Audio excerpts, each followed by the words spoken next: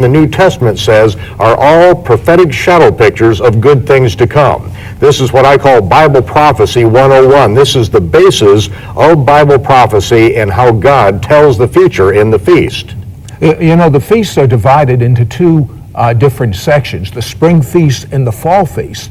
The spring feasts have come true to the decimal point. I mean, so precisely. Now, if they've come true, what do you think's going to happen with the fall feast? Michael, tell me a bit about what's come true about the spring feast. Well, in the spring feast, we see that embedded in that picture is the sacrifice of the Passover lamb. And we see that in the book of Leviticus, it says that these feasts are kadosh mikra, or holy rehearsals.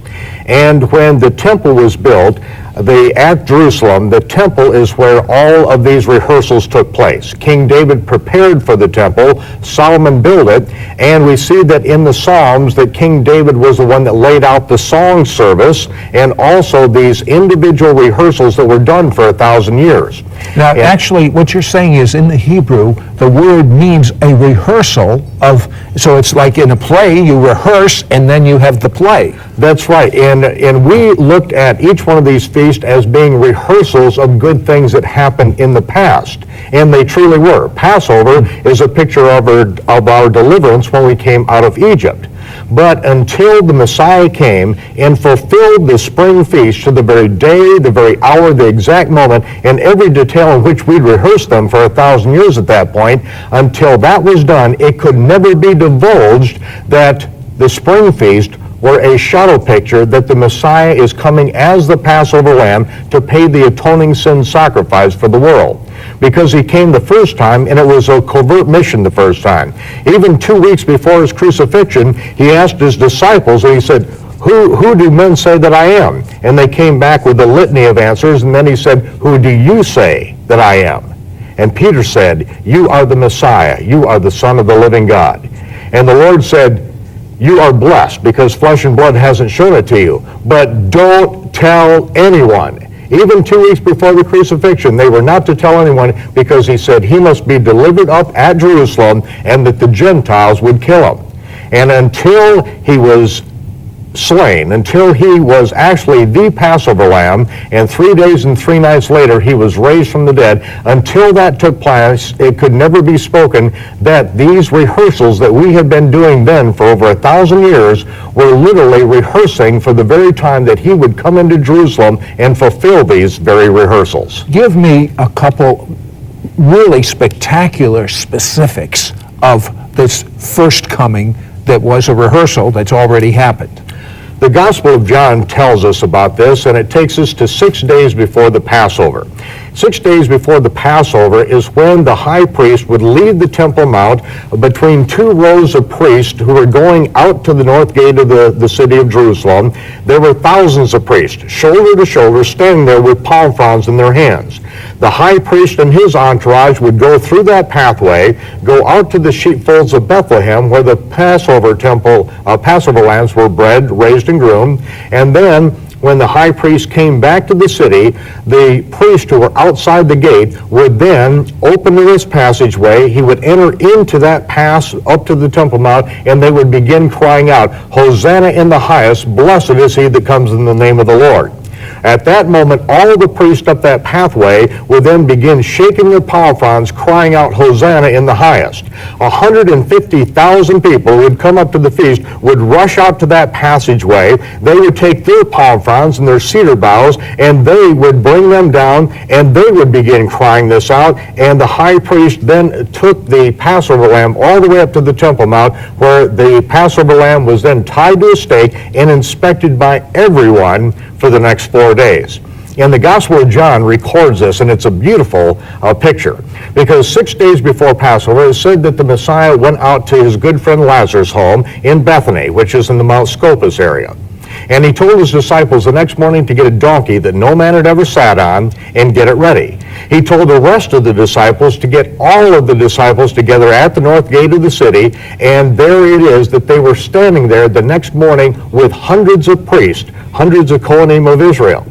The high priest had already gone out to Bethlehem, was already bringing the Passover lamb back, but before he got to the gate, from the backside, from Bethany, that's when Yeshua came on the back of the donkey. His disciples opened up the passageway, and his disciples began crying out, "Hosanna in the highest, blessed is he that comes in the name of the Lord." Right then, thousands of priests lining that passageway all the way to the Temple Mount began waving their palm fronds and crying out, "Hosanna in the highest, blessed is he that comes in the name of the Lord." 150,000 people rushed out to that area, and they began crying it out.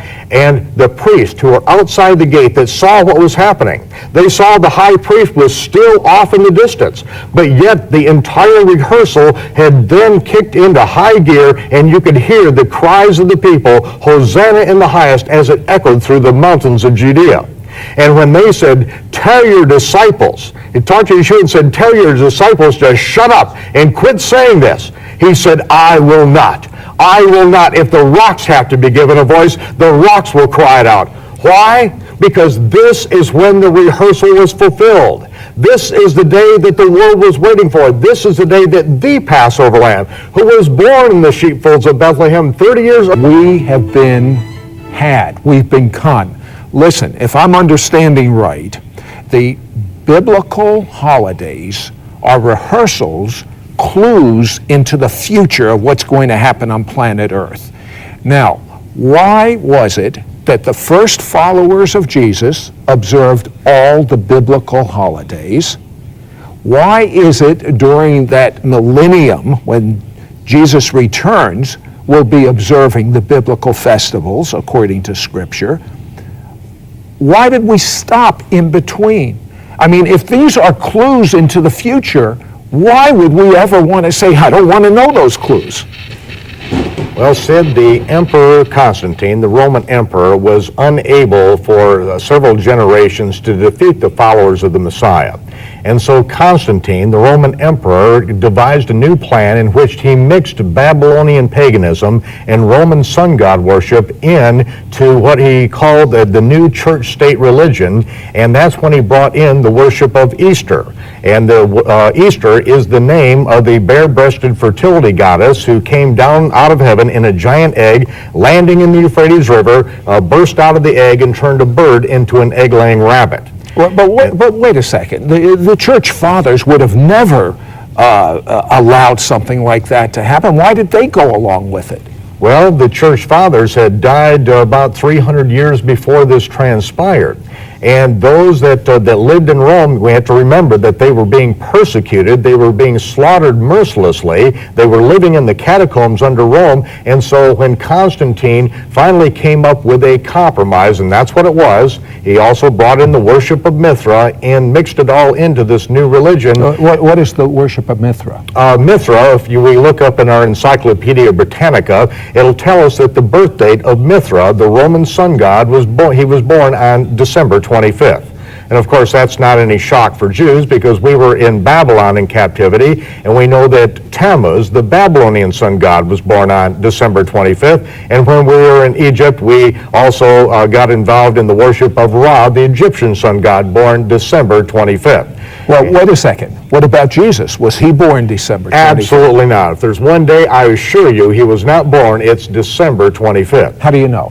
He was born on Tishri 15. Tishri 15 is the first day of the Feast of Tabernacles, Sid, and that was rehearsal of the Word being made flesh and tabernacling among us, as it says in John chapter 1, verse 14. Now, he was literally born in a sukkah, in a tabernacle, on that first day. Tishri is a biblical date. It's a biblical month. And of course, that seems a little bit strange here in the Western world because we've been raised with a pagan sun god calendar in which every day of the week is named after a different pagan god. Every month of the year is named after a different fallen angel.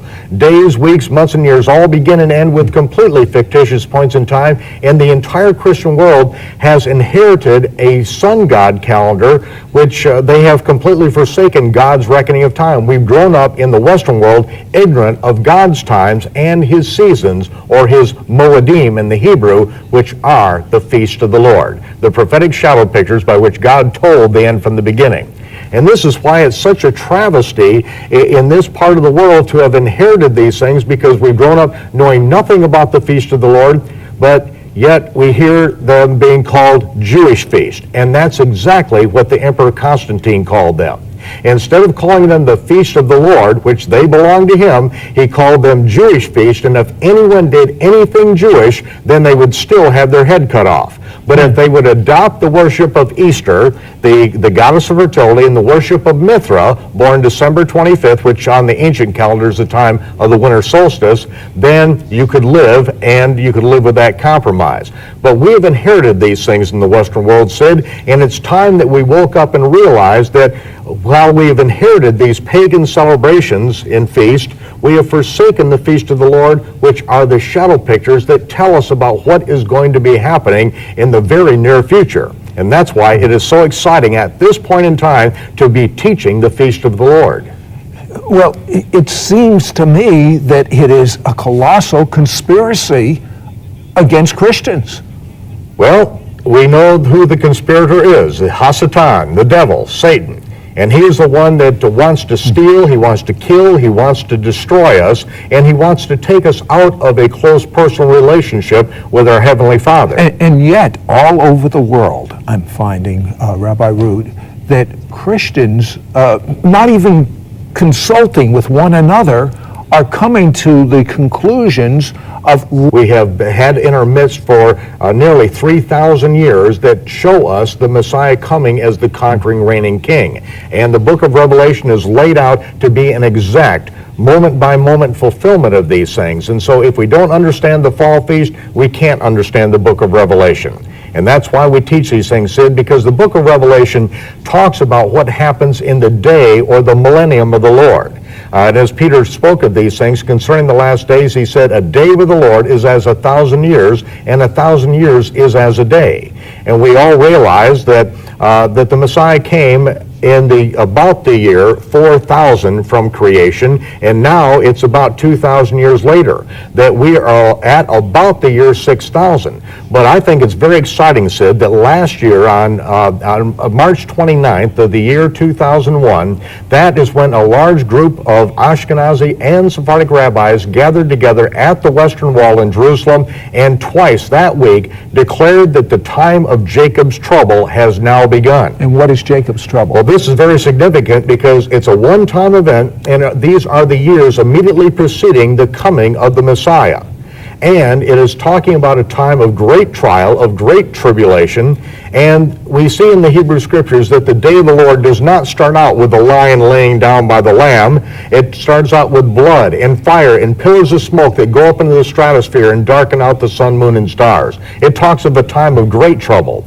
And what we saw happen in America and has drawn now the U.S. into a war over in the Mideast, in which it looks like this is going to envelop Israel itself.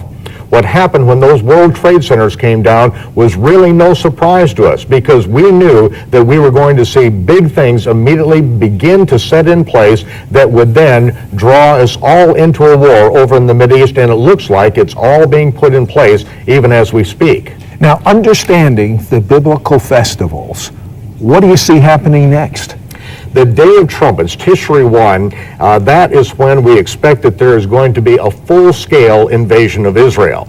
But the great thing about this, Sid, is that on Yom Kippur, the most holy day of the year, that is the day that God will fight for Israel, and he will deliver Israel from their enemies. That is the day of the national redemption of Israel. Just as Passover is the picture of our personal redemption, Yom Kippur is the picture of the national redemption of Israel. And that is when we see at the culmination of this war is that the Almighty fights for Israel from heaven and delivers his people to where there will be no question that he is the Elohim, he is the God of Israel. And that is going to start to set in place the fulfillment of the feast when we come into the time of the Feast of Tabernacles in the fall. And we see that the Lord was born on the first day of the Feast of Tabernacles, Tishri 1 on the biblical calendar. And that was an intermediate fulfillment of that feast. But we've got another feast coming up, and its fulfillment will have us back up on the Temple Mount very soon and celebrating during that period of time. And the last great day, if we can jump all the way to the end of that feast, the last great day is the day of the Shiloh water oblation.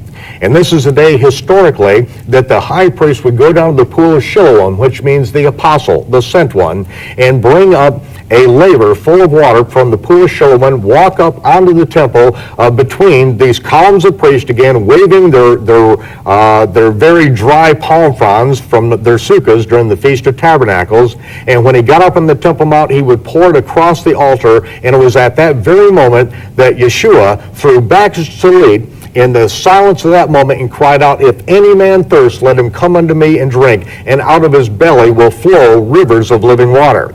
And John adds, "This spake he of the Spirit which would afterward be given," because it was not yet given because he wasn't glorified. And what he was saying by that is that we know that the Holy Spirit was given on the day of Shavuot. But the latter rain outpouring, that outpouring that will come in the last days, a double portion of the Spirit of God. The Spirit of grace and supplication will come upon his people, and we will see miracles that we have not seen since the first century. We are going to see a sweep of God's Spirit move across the earth by those believers who are now understanding who the Messiah is, and when Israel's eyes are open, said, this is going to change the world. You know, that really excites me. Did you